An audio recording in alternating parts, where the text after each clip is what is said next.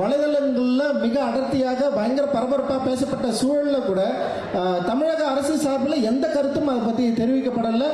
குறிப்பாக அந்த பிரச்சனையை ஒட்டி சில கைது நடவடிக்கைகள் நடந்தது, ரெண்டு பக்கமும் சில கைது நடவடிக்கைகள் நடந்தது. அதன் பிறகு இப்படி தொடர்ச்சியாக நடக்கிற இந்த ஆணவ கொலைகள் குறித்தான இந்த எங்களுடைய செயல்பாடு எப்படி இருக்க போகுது, எங்களுடைய நடவடிக்கைகள் எப்படி இருக்க போகுது அப்படின்ற ஒரு தெளிவான வெளிப்படையான ஒரு கொள்கை திட்டங்களோ அறிவிக்கைகளோ இல்லை வந்து எந்த விதமான முன்முயற்சிகளோ எடுக்காமல் இருக்கிறத நம்ம இந்த மேடையில் கண்டனம் தெரிவிக்கிறது வந்து மிக மிக அவசியமானதாக இருக்குதுன்னு நான் நினைக்கிறேன்.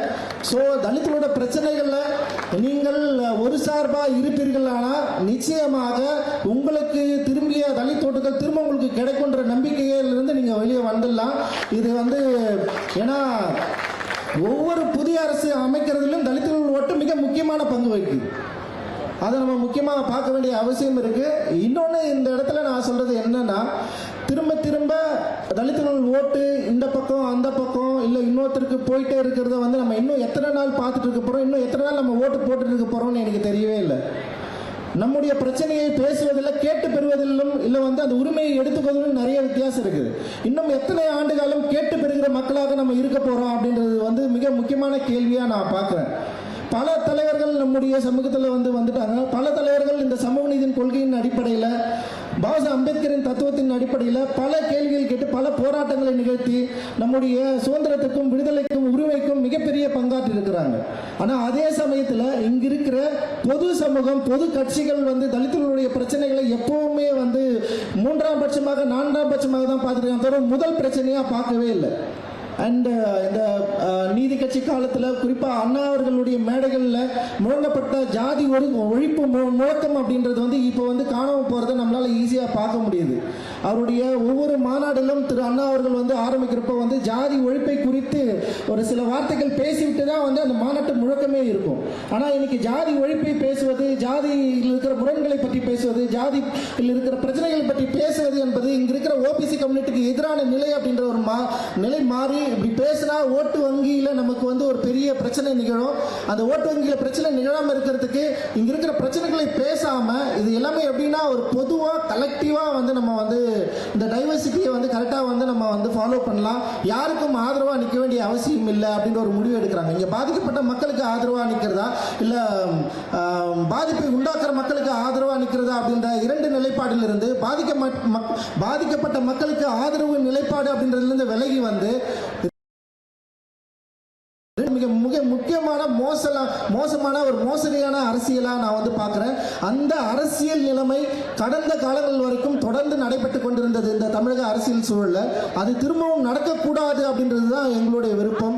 அந்த இருக்காமல் இருக்கணும். குறைந்தபட்ச ஒரு நம்பிக்கையோடு, குறைந்தபட்ச ஒரு மாற்றத்தோடு இன்னைக்கு வந்து தாவேக அரசு வந்து ஆட்சி அமைச்சிருக்கு. அவங்க சில வேலைகளை செய்ய ஆரம்பிச்சிருக்காங்க. அந்த வேலைகள் ஆரம்பிக்கிற இதே வேளையில் இன்னும் திறந்த மனதோடு தலித்களோட பிரச்சனைகளை நீங்கள் கையாளுவீர்களானால், இன்னும் திறந்த மனதோடு எந்த ஒரு பெரிய பவருக்கும் இங்க இருக்கிற வந்து பெரும்பான்மை சாதிகளுக்கும் இங்க இந்து சாதிகளுக்கும் வந்து நீங்க பயப்படாம தலித்தோட பிரச்சனைகளுக்கு ஆதரவாக நீங்க நிற்பீர்கள். ஆனால் அதுதான் மிகப்பெரிய மாற்றம். அந்த மாற்றத்தை தான் தலித்துகள் வந்து விரும்புகிறார்கள். அந்த மாற்றத்திற்காக தான் ஒரு பெரிய அளவிலான தலித் ஓட்டு உங்களுக்கு வந்து விழுந்திருக்கு. ஸோ அதை நீங்கள் குறைந்தபட்சம் நீங்க இதை வந்து யோசிக்க வேண்டிய ஒரு நிலையில நிச்சயமா எங்களுக்கு ஒரு பயத்தை உண்டாக்கி இருக்கு. திரும்பவும் இது வந்து ஒரு தமிழக அரசியல் சூழல் இருக்கிற ஒரு திரும்பவும் இத்தனை ஆண்டுகாலம் ஆண்டு கொண்டிருந்த கட்சிகள் போலவே தோற்றத்தை உருவாக்கக்கூடிய ஒரு சூழலை வந்து உருவாக்குறத, ஒரு பயத்தை, ஒரு பதட்டத்தை எங்களுக்குள்ள உருவாக்குறத நாங்கள் வந்து பார்க்குறோம். அண்ட் இது இனி நடைபெறுகிற பிரச்சனைகளில் இவங்களுடைய நிலைப்பாடு என்ன அப்படின்றத பொறுத்து தான் நிச்சயமாக இது வந்து இருக்கும்.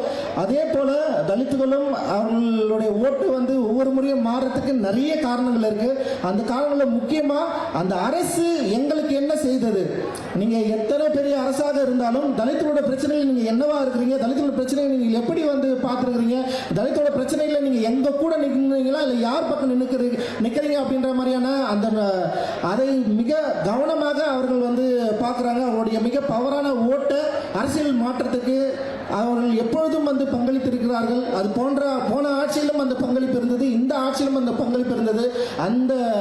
அந்த ஆட்சி பங்களிப்பை கொடுத்த மக்களாக எங்களுக்கு உரிமை இருக்கிறது. அந்த மக்கள் உரிமையை நாங்கள் கேள்வி கேட்பதை நீங்கள் சரியாக புரிந்து கொண்டு நீங்கள் தலித்தோட பிரச்சனைகளை நீங்கள் கையாளப்பட வேண்டும் அப்படின்ற ஒரு குறிக்கோளோடு அண்ட் அதே நேரத்தில் தமிழ்நாடு பகுஜன் சமாஜ் கட்சியோடைய அவர்களுடைய தேவையான அவர்களுடைய இந்த அண்ணனுடைய நினைவேந்தலில் மிக முக்கியமான கோரிக்கைகளான அண்ணனுடைய வழக்கை சிபிஐ வசம் ஒப்படைக்க வேண்டும்.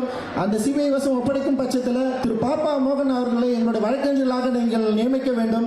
அந்த வழக்கில் சம்பந்தப்பட்டிருக்கிற மிக முக்கியமான குற்றவாளிகளை நீங்கள் விரைவில் கைது செய்யப்பட வேண்டும். அந்த குற்றவாளிகளுக்கு பின்னாடி இருக்கிற ஒரு பெரிய ரூட்டை, ஒரு பெரிய சதி வலைப்பின்னலை நீங்கள் நீதியின் முன்னாடி கொண்டு வந்து நிறுத்தி அவர்களுக்கு தண்டனை வாங்கி தர வேண்டும் என்பதுதான் எங்களுடைய மிக முக்கியமான நோக்கமாகவும் குறிக்கோளாகவும் இருக்கிறது. அது 2ஆம் ஆண்டு அண்ணனுடைய நினைவேந்தல் சார்பாக இந்த அரசுக்கு நாங்கள் வைக்கிற மிக முக்கியமான கோரிக்கைகளாக இது